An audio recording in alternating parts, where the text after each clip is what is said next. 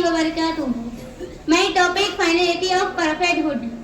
Innal hamdalillahi nahmaduhu wa nasta'inuhu wa nastaghfiruh wa na'udhu billahi min shururi anfusina wa min sayyiati a'malina. Man yahdihillahu fala mudilla lahu wa man yudlilhu fala hadiya lahu.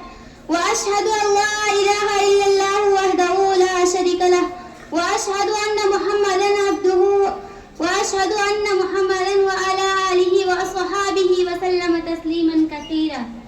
All praise belongs to Allah, whom we praise. We seek help and forgiveness, refuge with Allah from evils within ourselves and from the consequences of our evil deeds. Him whom Allah guides will never be misled, and whom He misguides will never have one who will guide him.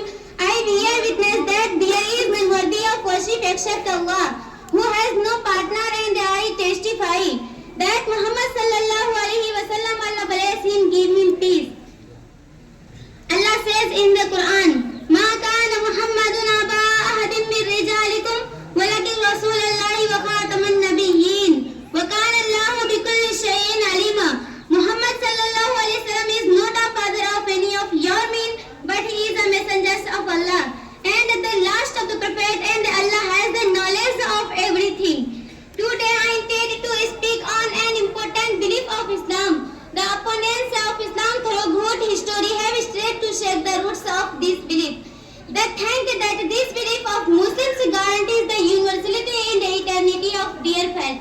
Dear audience, this belief is the finality of perfecthood, or Khatimul Nabuwat implies that Allah has chosen Islam as the last final religion for all mankind. Thus the prophet of Islam, Muhammad sallallahu alaihi wasallam, Allah bless him, give him peace, is the most clear, the most explicit clear verse from the Holy Quran which deals with the subject is the one I recited in the beginning.